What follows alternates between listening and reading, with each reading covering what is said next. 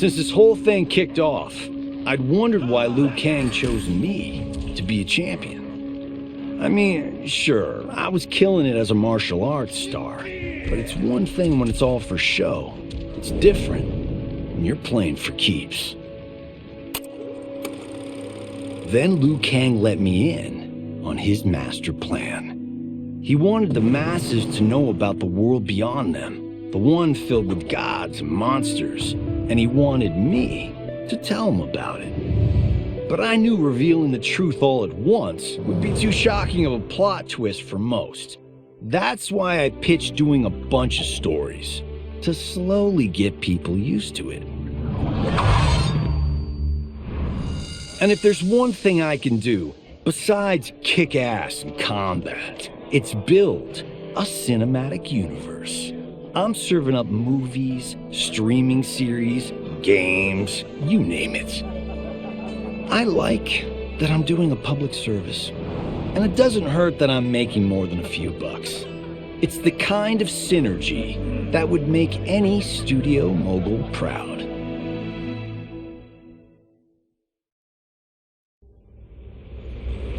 I had broken the Lin Kuei free of Liu Kang's enslavement.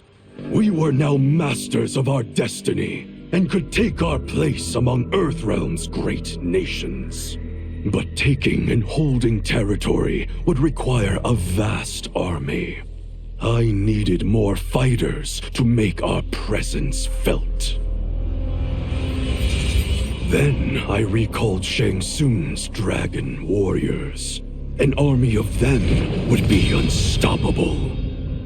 But trafficking in such strong magic would surely draw Liu Kang's attention. Sector advised that we avoid detection by building our army using science, not sorcery.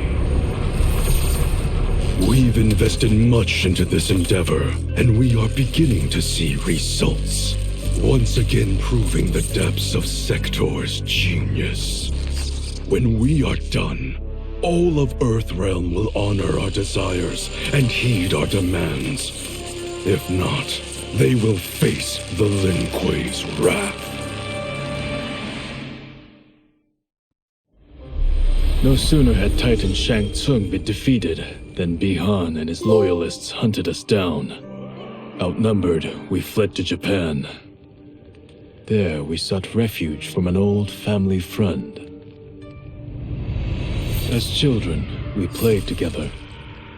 But Harumi Shirai was a woman now, the head of her clan. Her strength, beauty, and intellect awed me. Also incensed by Bihan's betrayal, Harumi agreed to help me forge a new clan, one that would stand against him and defend Earthrealm. Her aid proved invaluable, and as time went on, we grew closer. To honor Harumi and pay respects to my new bride, I named the clan after her, calling it the Shirai Ryu. Now the battle against my brother begins in earnest. The Shirai Ryu won't rest until Bihan is defeated and the Lin Kuei's honor restored.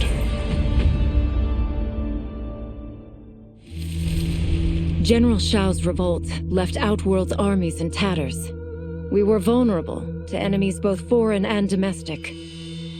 That's why my sister asked me to take command, to stitch her military back together and purge Shao's loyalists within it. She trusted only me with the task. The soldiers, however, had little faith. They thought me a spoiled dilettante, unprepared and unfit to serve. That I could fight mattered little. All that mattered was that I wasn't one of them. I finally earned their loyalty by orchestrating an epic victory over Shao and his rebels. Though the general himself escaped, his forces were smashed. For as long as I am able, I will lead the Empress's armies in defense of Outworld. Through strength, we will achieve peace.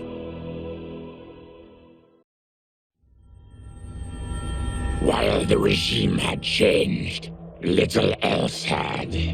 My people still suffered in silence, ignored by the rest of Outworld. Though now I knew Empress Mileena's secret, that she was also afflicted with Tarkat. If anyone would help, it would be her. But how to get an audience? Syzoth. He was the Empress's new emissary to the Zaterrans. I asked him to introduce us. At great personal risk, he agreed. And as I'd prayed, the Empress was willing to meet. Even better, she would visit the colony. She was shocked to see how we lived. She moved quickly to provide for our care and comfort. Thanks to the Empress and Syzoth, we Tarkatans are no longer pariahs. Until our disease can be cured, that will do.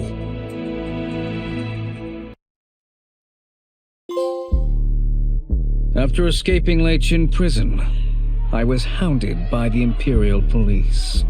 I needed a place to hide and to recuperate while I plotted the best way forward.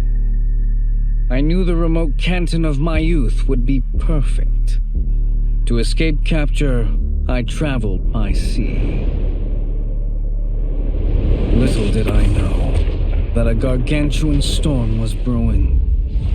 My tiny craft was smashed apart. I closed my eyes, waiting to drown, hoping that the NetherRealm wouldn't claim my soul. But when I reopened them, I found myself not in hell, but on a deserted island. From its ruins, I could tell that great sorcerers had once lived there. In the caves beneath the ruins, I found what I can only describe as a well of souls. Once I learn how to wield its power, I will become invincible.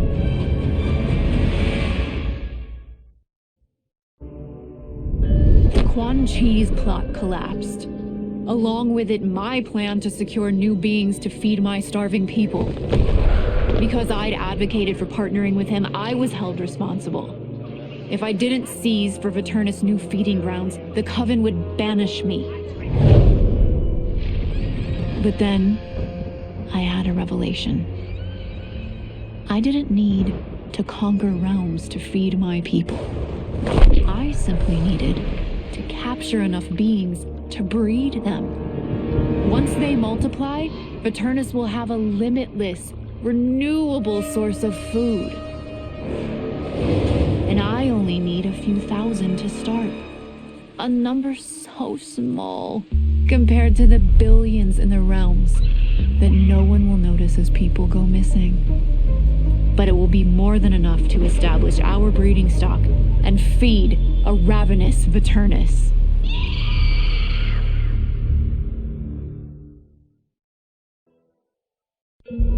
Though worried about how the public might react, I met with Braka to discuss his Tarkatans.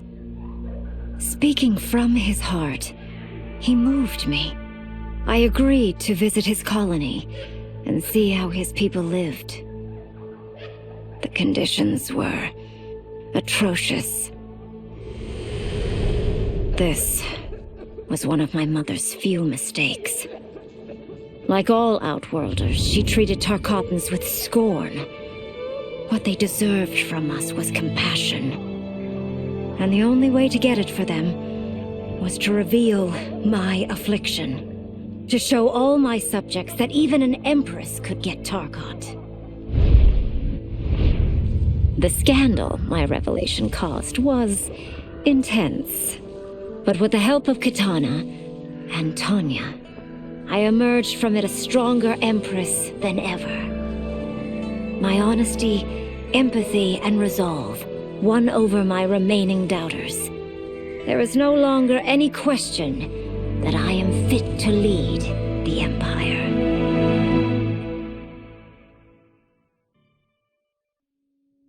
With General Shao freed from prison, we began raising a new army against the royal family. Though many were eager recruits, few were good at soldiering. It was so bad, the general was forced to change tactics. He decided that we needed a doomsday weapon. That weapon isn't a thing, though. It is a monster.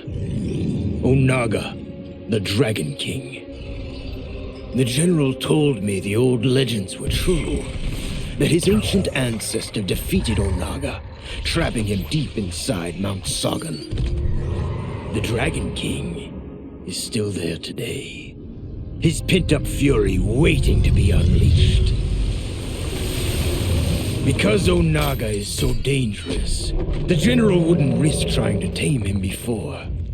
But now, he feels we have no choice. Though I likely won't survive, I accept this mission gladly. I can think of no greater honor than to give my life in the general's service.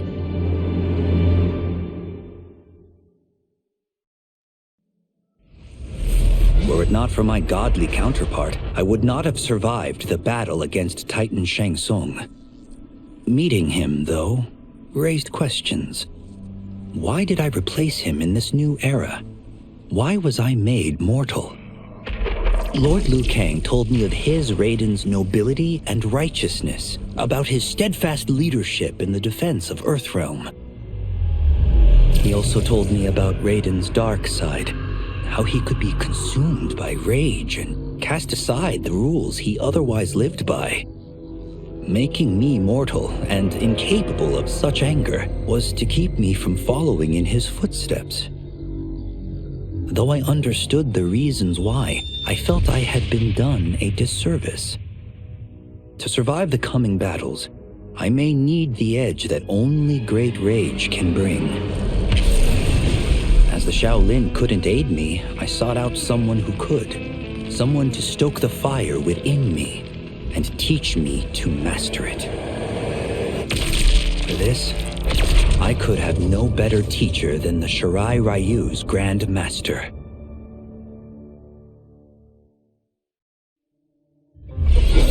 As her reign began, Empress Mileena faced many challenges. To meet them, she turned to the people she trusted. Her sister to lead her army, and me to lead her imperial police. Though I missed Empress Sindel dearly, I was glad my ties with her family had been mended. But while it was an honor to be made responsible for Outworld's internal security, I soon realized accepting the appointment was a mistake. I'm not cut out to be a bureaucrat, nor am I patient enough to navigate the Imperial Court's politics. I was at my best patrolling Sundo's streets, when I could feel the city's pulse and serve and protect its citizens directly. That's why I resigned my post and resumed my role as Sundo's first constable. I end each day knowing I've made a difference.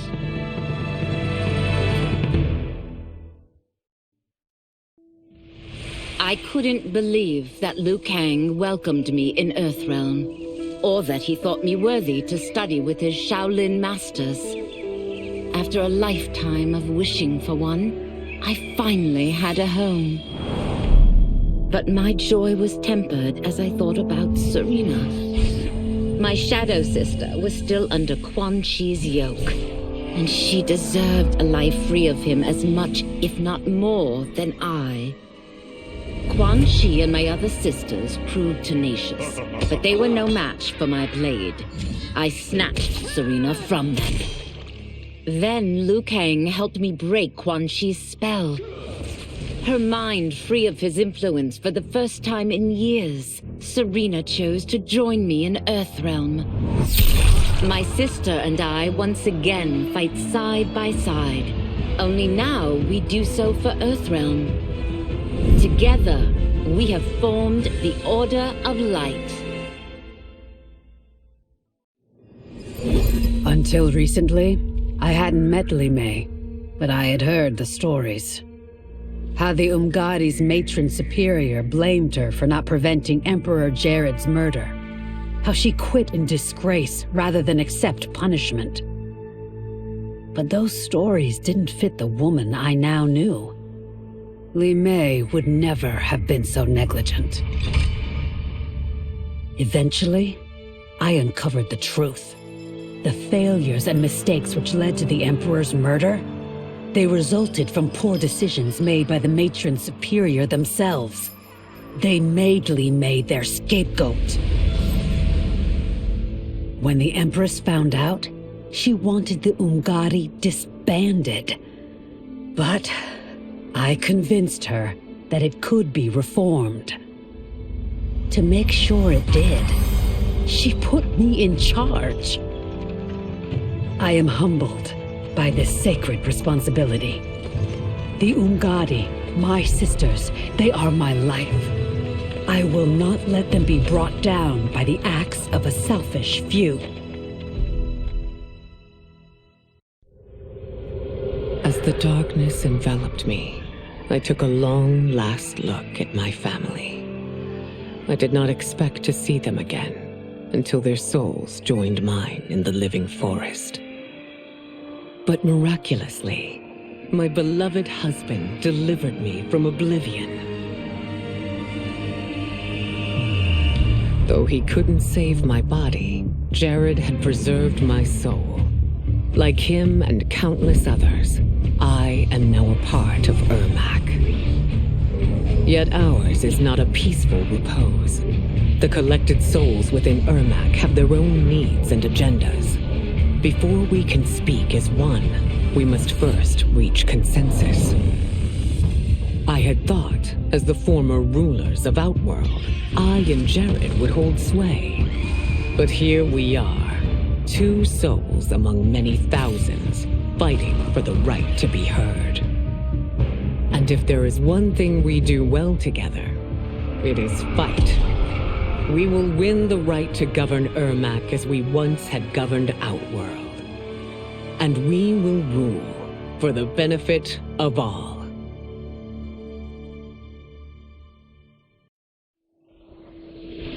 My loyal partner had warned me. Reclaiming my power as Keeper of Time might have unforeseen consequences. In this, as in most things, he proved prescient. The process I had undergone did irreparable harm to my body. Taking back my power had cost me my immortality. While my lifespan would still stretch across eons, I would one day perish. And if the war with Titan Tsung taught me anything, it is that this timeline is not safe without a protector. Yet I had never given thought to choosing a successor. Who is it that could replace me and protect my new era? The answer, of course, is Geras. Tireless and meticulous, he is perfectly suited to be entrusted with this grave duty. And no one knows better the temptations of the hourglass. I have no doubt he will be above them.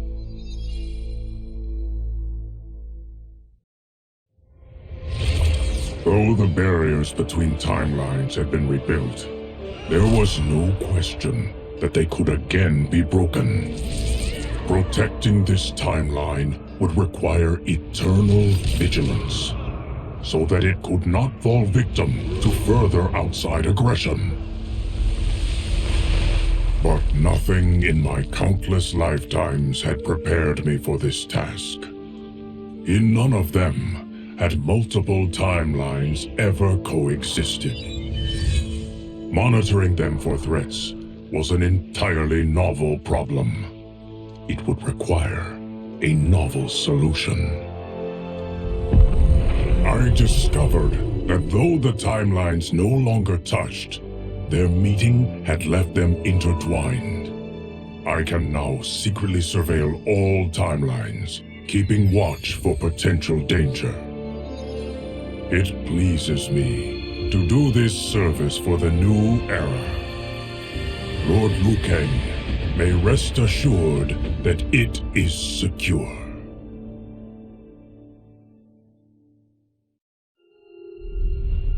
Kuai Liang and I were working hard to build our new clan.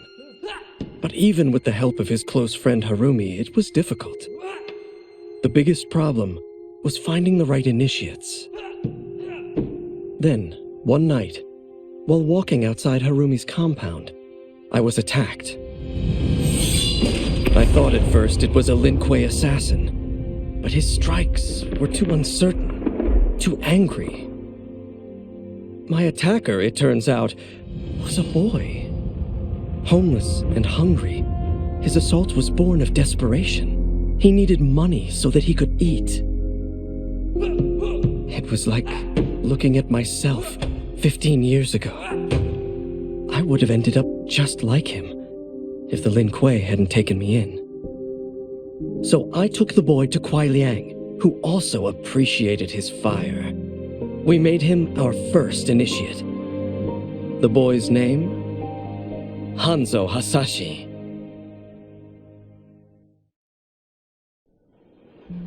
Quan Chi's defeat had cost me everything. For months I had furthered his plot, and now I had to start over. Saido's people were still in chains. That's when Rain approached me. On the run from Empress Mileena, he was desperate for help. And though I'd had my fill of sorcerers, this one was different. I agreed to provide him safe haven. He agreed to help topple Saido's government. And topple it we did. Rain summoned a wave so fast, so powerful, that it crushed the capital. Saido's fascist rulers were swept away. My people are finally free. They can chart their own course, needing only to follow their own desires. Their lives are now blessed by anarchy.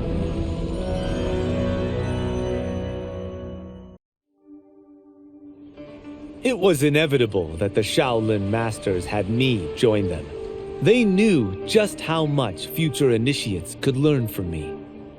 Shujinko was one of my earliest. His ability to absorb anyone's powers and skills was amazing. With the right training, he could become our greatest champion. I knew that I alone could give it to him. But as his proficiency grew, so did his ego. In love with himself and his power, Shujinko became a threat to the realms. He hadn't learned humility, because I wasn't the one who could teach it. I should have listened to Raiden's warning and not tried to train Shujinko alone. After he was subdued, Shujinko's accumulated abilities and memories were taken from him. He is once again a new initiate, ready to begin his training. This time, Raiden and I train Shujinko together. He will become the champion he is destined to be. And I will fulfill my duties humbly and cooperatively.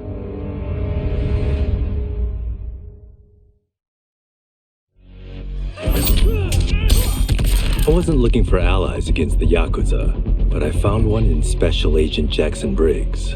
He'd heard gangsters plotting to kill me on a wiretap and came calling, hoping I'd be his informant. We planned to part ways when we got the job done, but then Shang Tsung showed up to steal Sento. Needless to say, Jackson had questions. It blew his mind to hear that the stories in Johnny's movies were real. Once the shock wore off, Jackson quickly sized up the threats EarthRealm faced. To deal with them, he got his bosses at the FBI to form the Outworld Investigation Agency. When he asked me to sign on, I hesitated. After all, me? A government agent? But it's an important job. And more importantly to me, an honest living.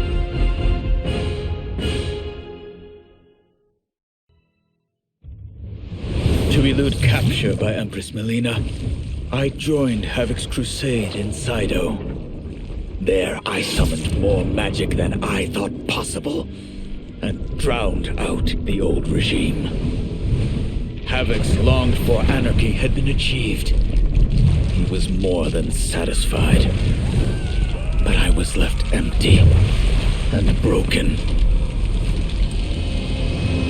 Had I been satisfied as Outworld's High Mage, not let myself be tempted by Shang Tsung, a great city would not now lay in ruins.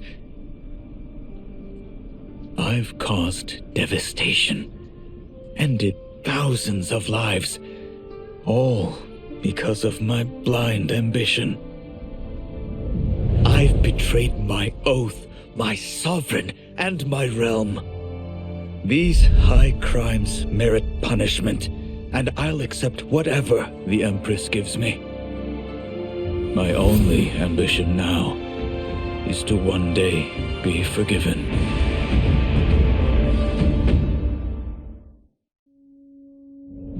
After fleeing Outworld, I hadn't expected to return. But then I also hadn't expected the new Empress to make me an offer I couldn't refuse. To thank me for helping stop General Shao's rebellion, she asked me to be her emissary to the Zaterrans. Going home, bearing the seal of the royal house, I would show, once and for all, that my mutation wasn't to be feared. That it wasn't a source of shame. To my surprise, I was welcomed. But those warm smiles hid a dark secret. I stumbled upon a trove of official records, which showed that my shape-shifting ability isn't unique. Many Zaterrans are born with it, but are killed by their government to keep it from spreading. Who started this barbaric policy? Who is now enforcing it is unknown. But I will find out. And I will put an end to this madness.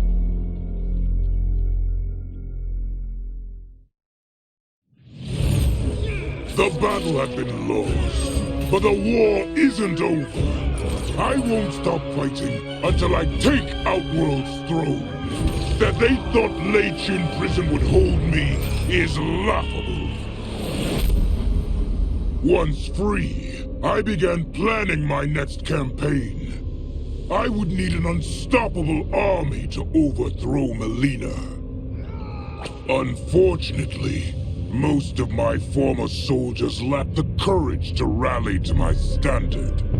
Rebuilding my army would require finding new recruits. And that task is proving easier than expected.